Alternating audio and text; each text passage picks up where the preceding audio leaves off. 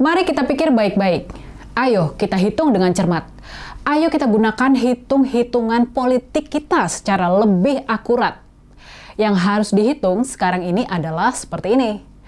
Menurut kalian, menurut logika kalian, apa yang lebih ditakutkan sama Pak Jokowi sekarang ini? Menurut kalian, apa yang paling ditakutkan sama mantan Presiden Jokowi sekarang ini? Apakah yang paling ditakutkan itu adalah pemakzulan Gibran?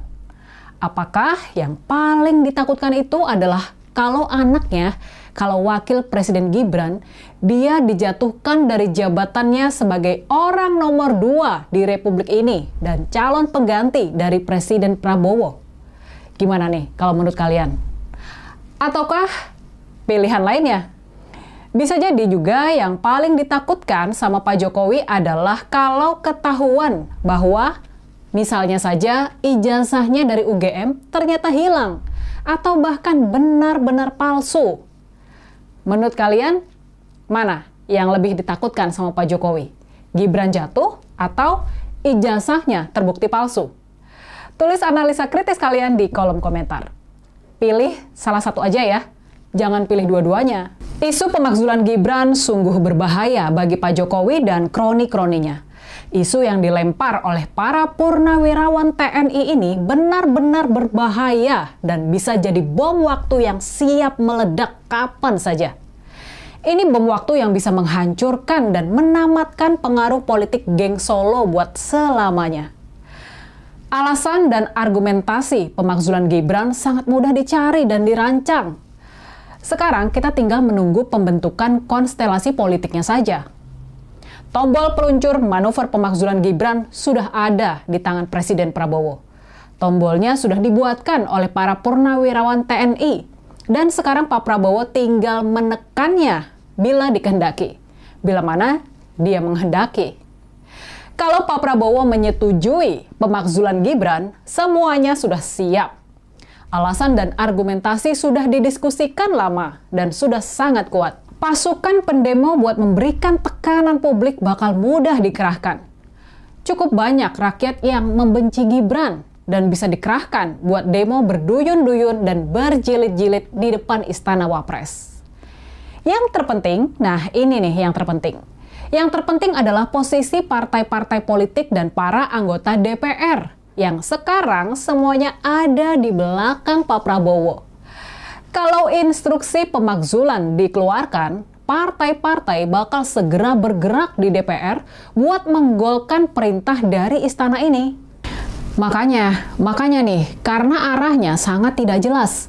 Ini cuma tergantung dari keputusan satu orang saja, dari Pak Prabowo saja.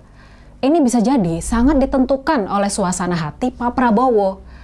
Maka kita paham bahwa sangat riskan kalau Pak Jokowi, keluarga, dan kroni-kroninya, kalau mereka berani bermain-main, berpolemik, dan berperang di isu ini tentang isu pemakzulan Gibran ini. Semakin tuntutan pemakzulan ini dilawan oleh Pak Jokowi, percayalah, isu ini malah nanti bakal semakin membesar juga. Semakin Pak Jokowi dan keluarganya melawan, maka tuntutan pemakzulan bakal semakin menguat dan mengkristal.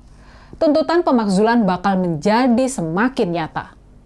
Makanya nih, kita mestinya paham kalau tim komunikasi dan politik Pak Jokowi ini harus mencari isu yang bukan saja bisa mengalihkan perhatian dari rakyat penonton, tapi juga bisa mengalihkan perhatian dan energi dari para penentang Pak Jokowi.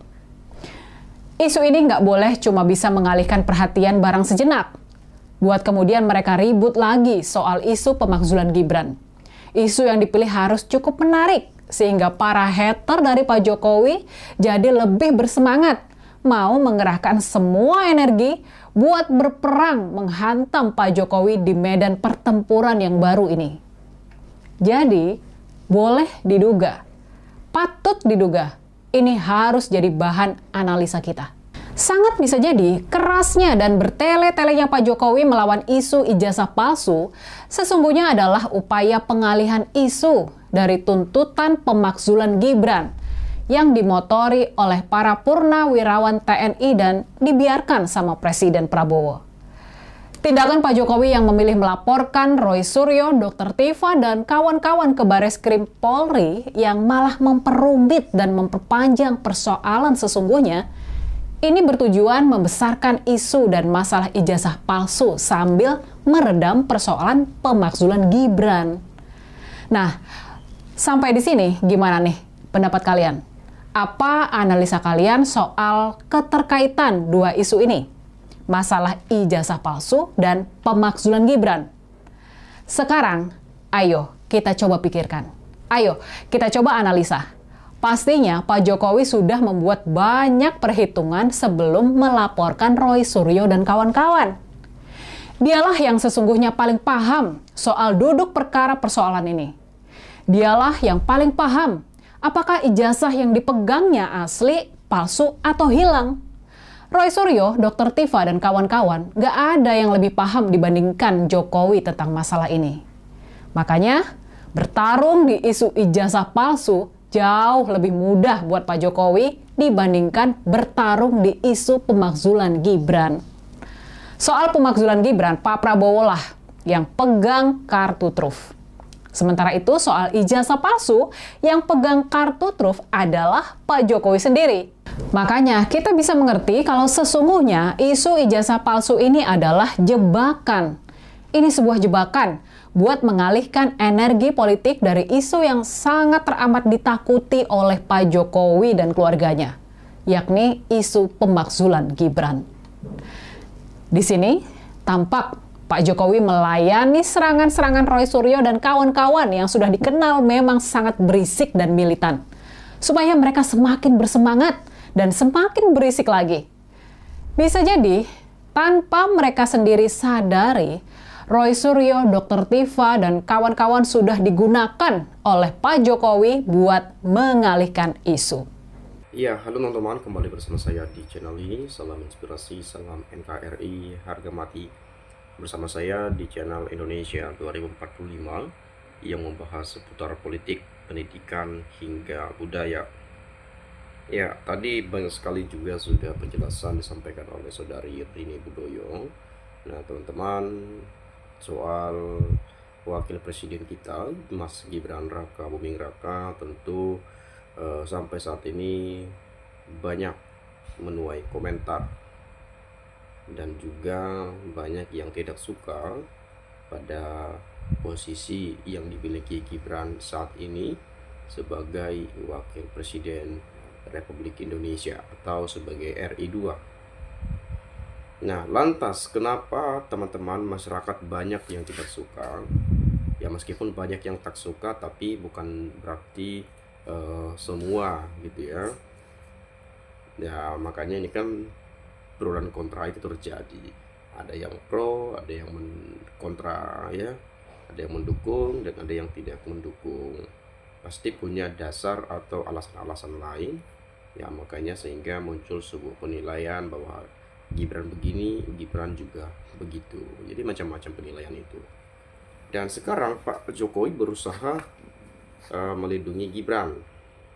Karena bagaimanapun ya Pak Jokowi bisa kita sebut ya ikut serta dalam melanggengkan Gibran sebagai calon wakil presiden pada saat itu dengan putusan 90 yang dimana Paman Gibran sebagai ketua MK pada saat itu memberikan karpet merah kepada keponakannya agar dapat mengikuti kontestasi Pilpres 2024 kemarin. Tapi ya apa salahnya gitu ya?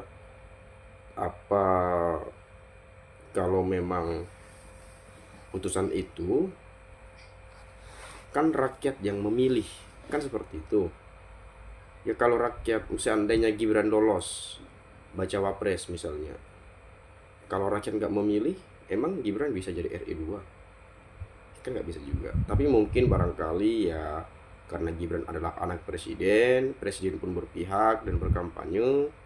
Ya mungkin karena kita mengingat banyak sekali pendukungnya Pak Jokowi, banyak sekali militan Pak Jokowi, relawan Pak Jokowi. Ya itu yang ikut serta dalam mendukung Gibran dan Prabowo. Nah, Pak Prabowo sendiri pun sudah banyak sekali pendukungnya. Ditambah beliau menggandeng Gibran, maka menang telaklah mereka, ya. Nah, kemudian saya akan coba melihat bagaimana penilaian teman-teman kita, ya.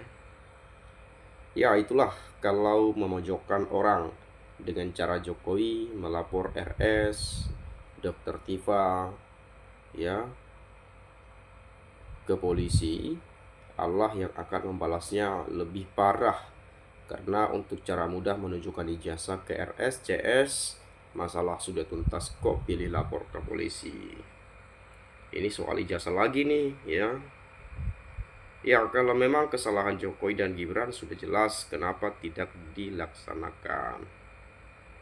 Yang jelas di negeri ini, kalau yang banyak uang susah dikalahkan dan masalah kadang tidak tuntas.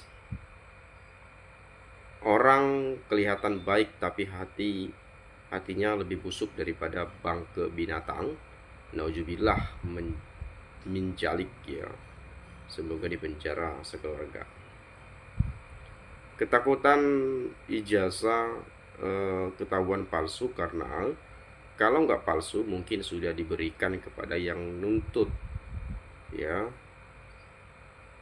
Kan itu memang by logika. Kenapa dilama-lamakan, berbelit-belit, bayar lawyer ini itu. Padahal kalau memang benar ada yang asli, tunjukkan saja, kan sudah selesai persoalan.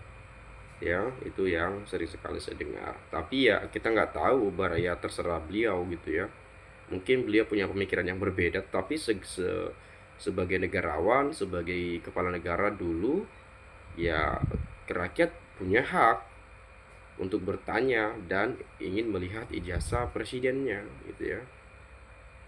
Dan sekarang beliau sudah tidak menjabat sebagai presiden, ya mungkin barangkali melaporkan ke polisi, ya mungkin gak ada soal karena beliau sudah jadi masyarakat biasa saat ini, gitu, ya.